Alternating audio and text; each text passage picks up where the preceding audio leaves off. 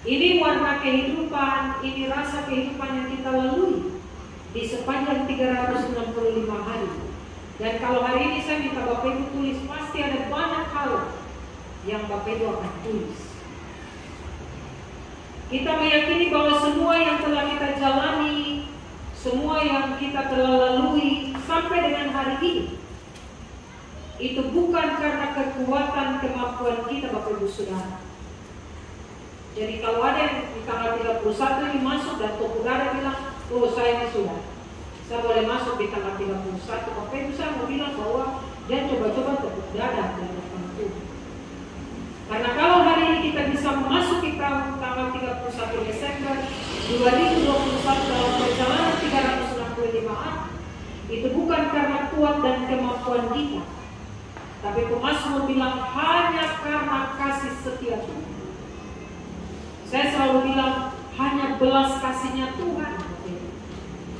Kalau hanya belas kasihnya Tuhan, kenapa harus tepuk dada? Kalau kita hidup hanya karena kasih setia Tuhan itu, kenapa tepuk dada?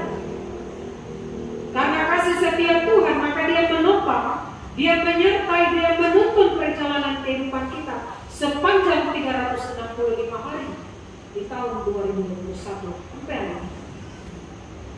Dan biasanya momen akhir tahun itu, Bapak Ibu Saudara, momen di mana kita menjadikan hari itu sebuah kesempatan untuk mengevaluasi perjalanan kehidupan kita, mengevaluasi diri kita. Papa evaluasi diri, mama evaluasi diri, anak-anak evaluasi diri.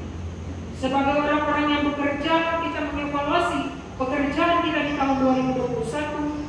Bahkan di tengah-tengah tanggung jawab pelayanan kita pun, kita diminta untuk mengevaluasi seluruh perjalanan pelayanan kita tahun 2021 dengan kembali melihat ke belakang. Ada banyak hari-hari yang telah kita lalui. Dan ketika kita ada di evaluasi itu, Bapak Ibu Saudara, kita semacam sedang berada di neraca timbangan kehidupan. Kita boleh mengukur, kita boleh menilai manakah timbangan terberat, apakah kebaikan atau keburukan, apakah kebenaran atau kesalahan, apakah keberhasilan atau kegagalan. Kita yang paling tahu, Bapak Ibu Saudara. Kita yang paling tahu mencermati dan menilai beratnya timbangan hidup saya dan Bapak Ibu Saudara.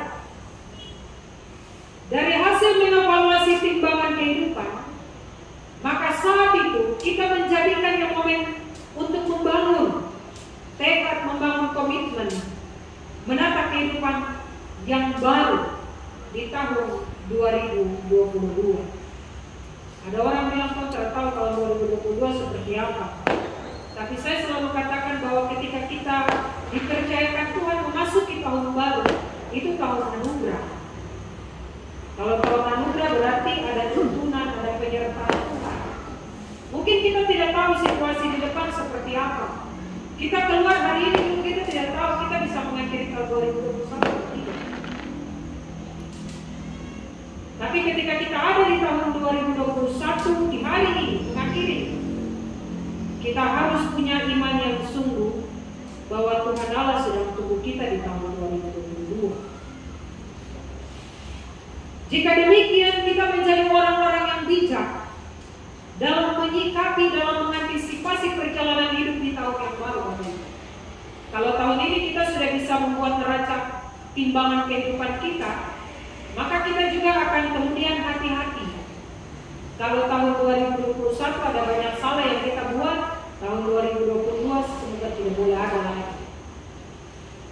Kalau tahun 2021 ada banyak kegagalan yang kita temui, bagian ini mengintrospeksi diri kita, apa sih yang membuat kita gagal di tahun 2021? Supaya di tahun 2022 kita menjadi orang-orang yang menang, memenangkan setiap kesempatan, peluang yang Tuhan berikan. Nah, jemaat yang Tuhan Yesus kasihi, contoh yang baik mengevaluasi hidup adalah dengan belajar dari sejarah hidup umat perjanjian lama. Kita kenal Abraham Lincoln, dia seorang presiden Amerika Serikat.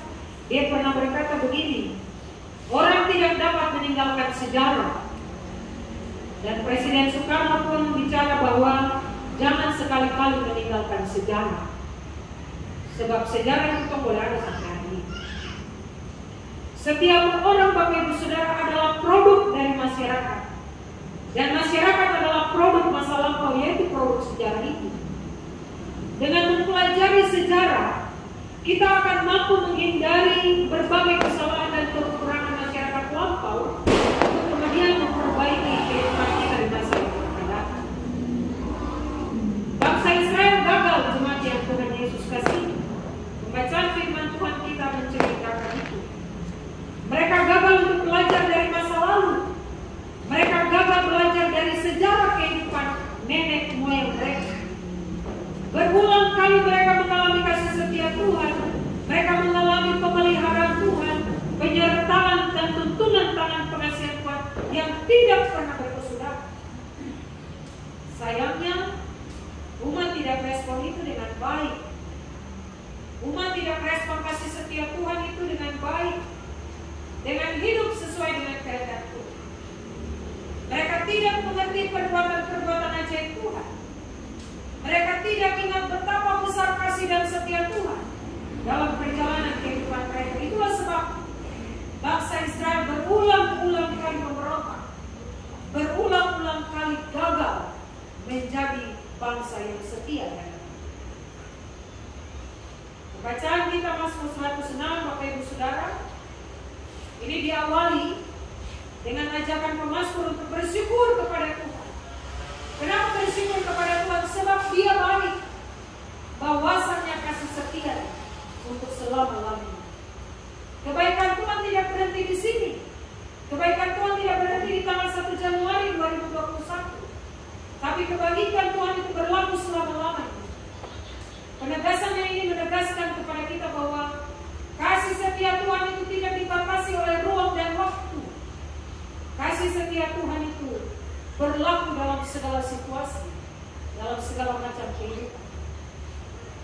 Hal ini juga berarti bahwa kebaikan Tuhan tidak bergantung pada manusia. Saya dan Bapak Ibu tidak punya kontribusi besar atas kebaikan dan kasih setia Tuhan. Kita hanya menikmati kebaikan dan kasih setia Tuhan. Melainkan Bapak Ibu Saudara, kita menikmati keberpihakan Tuhan dalam perjalanan kehidupan kita. Tetapi berulang-ulang kali ketika kita menikmati kebaikan dan kemurahan Tuhan, ada banyak kali juga kita gagal untuk merespon kebaikan Tuhan itu. Kita gagal merespon kasih setia Tuhan itu yang tidak pernah berubah. Mari tong jujur dari ketemu hati masing-masing. Ketika kita mengalami kasih setia Tuhan, apa yang kita balas? Ketika kita menikmati kebaikan Tuhan, apa yang kita balas untuk Tuhan? Masing-masing harus jujur di hadapan Tuhan. Bapak Ibu Saudara masuk berdoa agar Tuhan mengingat dan memperhatikan, bukan karena kebaikannya, melainkan karena semua itu bergantung pada Tuhan. Pemahaman yang membingkai doa ini terpola dari pemahaman yang tertuju pada diri sendiri, yaitu melihat kebaikan Tuhan pada orang-orang pilihan, bersuka cita dan berduka bersama umat milik Tuhan, yaitu umat ciptaan. Meneladani pemazmur, saya dan Bapak Ibu Saudara kita diajak untuk mengutamakan kebersamaan itu, menikmati sukacita dan berkat dalam satu persekutuan umat pilihan, tetapi selalu terajak untuk bersyafaat juga bagi orang lain. Jadi kita tidak hanya berdoa untuk diri kita sendiri, tapi kita juga diminta untuk berdoa bagi orang-orang lain di sekitar kita. Mungkin saya pernah cerita tentang satu doa dan satu keluarga. Dalam doa itu kami berdoa, Tuhan berkati orang-orang yang mencintai dan membenci kami. Hari ini ada banyak orang di sekitar kami yang ingin didoakan, tapi kami tidak tahu keberadaan hidup mereka. Tuhan jangkau. Dan itu yang selalu kami doakan tiap hari. Dan tidak semua orang bisa berdoa untuk orang-orang yang membenci mereka.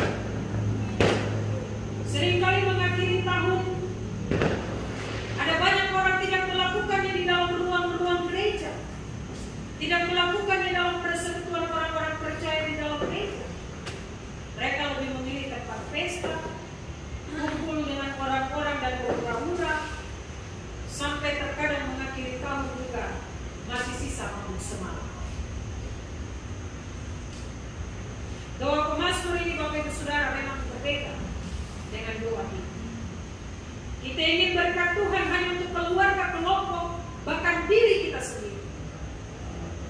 Keinginan hati seperti ini adalah awal dari sebuah tindakan yang merugikan dan merusak kehidupan kita sebagai orang-orang. Bukankah perayaan ini masih diwarnai dengan pemuasan keinginan diri serta upaya untuk menunjukkan bahwa kita lebih dari orang lain? Itulah sebabnya kita harus berdoa layaknya pemazmur yang mengakui bahwa kami, nenek moyang kami telah berbuat dosa di hadapan Tuhan. Kami bersalah, kami berbuat fasik di hadapan Tuhan. Harusnya doa itu mengakhiri tahun 2021. Doa itu yang tiap hari harus kita lakukan. Kita mengaku di hadapan Tuhan bahwa betul ada banyak hal yang telah kita buat menyenangkan hati Tuhan. Tapi ternyata ada banyak hal juga yang kita buat dalam keberdosaan, kebersalahan, dan kefasikan. Perbuatan Tuhan Bapak Ibu Saudara kadang berbanding terbalik dengan perbuatan Tuhan milik kepunyaan. Ia menyelamatkan mereka dari tangan pembenci dan musuh, sehingga dapat melintasi samudera raya, dan pembacaan kita bilang lautan itu kering seperti padang. Pengalaman dahsyat ini membuat mereka percaya pada firman dan menyanyikan pujian kepada Dia. Memasuki tahun baru Bapak Ibu Saudara, saya dan Bapak Ibu Saudara kita terajak untuk tidak pernah melupakan perbuatan dahsyat itu. Jangan menjadi orang-orang yang pura-pura lupa. Jangan menjadi orang yang sengaja tidak mau ingat kasih setia Tuhan. Jangan menjadi orang yang malas tahu bahwa sampai hari ini kita ada hanya karena belas kasih Tuhan. Kebaikan Tuhan harus benar-benar terpatri di dalam hati kita. Tugas kita apa? Tugas saya dan Bapak Ibu Saudara menceritakan berulang-ulang kali kebaikan Tuhan itu. Tugas kita adalah mengajarkan berulang-ulang kali tentang kasih setia Tuhan itu. Kasih setia Tuhan tidak sekedar diceritakan dan dirayakan, tapi juga harus diwujud nyatakan dalam kehidupan. Orang percaya yang mengalami kasih setia Tuhan Bapak Ibu Saudara, dia harus hidup dalam kasih setia. Kasih setia adalah dua hal yang berbeda, namun menyatu dalam tindakan iman. Kasih tanpa kesetiaan itu sia-sia, indah dipandang, namun akan sia-sia. Sekali lagi, kasih tanpa setia itu dia ada, tapi sebentar dia hilang. Kesetiaan tanpa kasih hanya ketaatan yang hampa, pura-pura taat padahal tidak taat. Kesetiaan tanpa kasih Bapak Ibu Saudara, maka orang akan hidup dipenuhi dengan kegelapan. Tanggal 26 Desember kemarin saya khotbah di ibadah jam 3 Jemaat Pengharapan Jayapura. Saya bilang begini, semoga di dalam ibadah hari ini tidak ada orang yang bisa tegur tanggal 25 Desember. Bapak Ibu tahu, tanggal 25 Desember itu saya pelayanan. Kami datang ibadah dan saya coba jalan menyusuri sepanjang jalan saya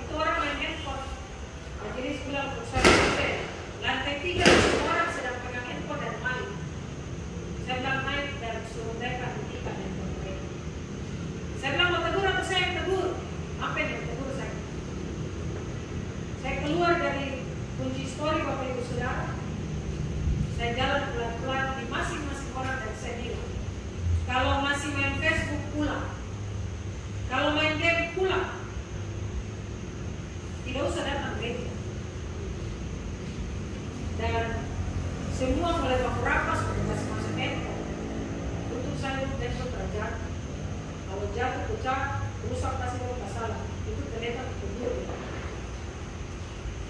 Orang datang hanya memenuhi kewajiban sebagai orang Kristen. Hari Minggu itu ada ibadah. Itu yang terjadi Bapak Ibu Saudara. Orang datang tidak punya kehausan bahwa saya datang gereja untuk bersekutu dengan orang-orang percaya dan saya mau berjumpa dengan Tuhan, dengan sesama saya. Dari anak kecil sampai orang tua pegang handphone dan main Facebook, pegang handphone dan main game, itu saya belum cek semua, baru sepakat itu saja. Luar biasa Bapak Ibu Saudara.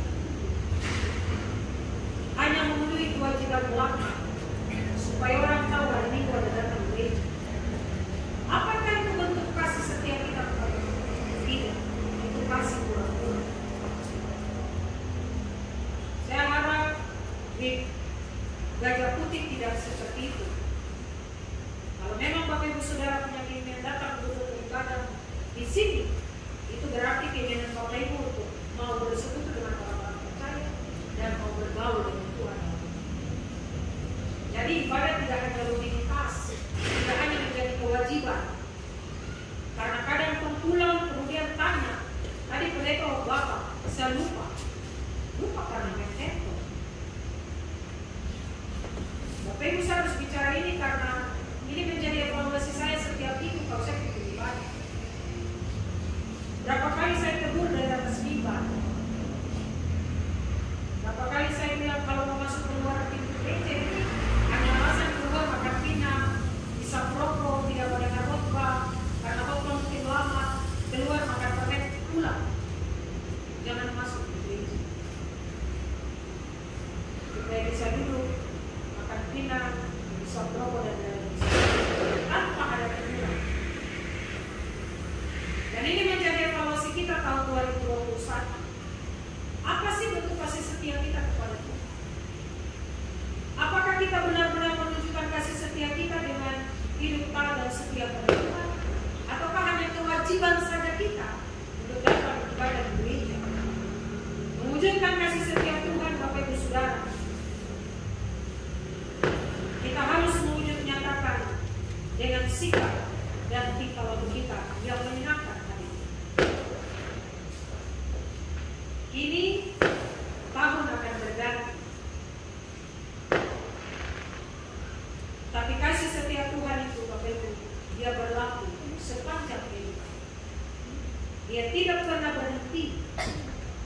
Kasih setianya akan terus berlanjut tiap hari. Seberapa lama kita hidup dalam dunia ini, itu menjadi rahasia, menjadi keputusan besar. Dalam rahasia dan keputusan besarnya Tuhan, Bapak Ibu Saudara, kasih setianya itu dia berkelanjutan tiap waktu. Itu mengakhiri tahun 2021, saya dan Bapak Ibu Saudara kita diajak untuk mengingat betapa besar kasih setia Tuhan itu dalam kehidupan kita. Mengakhiri tahun 2021, saya dan Bapak Ibu Saudara diajak untuk terus hidup taat, setia, dengar-dengaran pada Tuhan. Makanya tadi saya bilang buat neraca kehidupan mengakhiri tahun. Kalau ada kegagalan, kenapa saya gagal tahun ini? Kalau ada permasalahan, tantangan, persoalan, kenapa tahun ini ada banyak sekali persoalan, tantangan? Kalau saya sakit tahun ini, kita diminta untuk mengingat, dan belum sembuh kita diminta untuk mengingat bahwa kalau saya sakit sampai hari ini, Tuhan masih jaga saya, itu karena kasih yang setia. Mari jemaat, kita mengakhiri tahun 2021 dengan terus percaya bahwa saya dan Bapak Ibu Saudara kita diselamatkan dan menjadi manusia-manusia yang hendaknya merespon kasih setia Tuhan dalam ketaatan dan kesetiaan. Percaya Tuhan Allah sedang tunggu kita di tanggal 1 Januari 2022. Untuk itu kalau Tuhan tunggu kita 1 Januari 2022, Jangan tidur sampai besok lupa untuk datang dan bersyukur atas tahun baru. Jangan sampai kita tidur dan besok bangun dengan sisa bangun semalam. Jangan sampai kita tidur dan lupa untuk datang membawa istri, suami, dan anak-anak kita bersyukur kepada Tuhan. Biarlah masing-masing orang membuat komitmen pribadi, komitmen keluarga, tapi juga komitmen dalam tugas tanggung jawab kerja, usaha mata pencarian dengan tanggung jawab lain. Apa yang akan saya buat di tahun yang baru, tahun anugerah, tahun rahmat dan setia. Tuhan memberkati firman-Nya. Tuhan menolong kita semua untuk terus mengingat bahwa Tuhan itu baik dalam kasih dan setia. Amin. Diberikan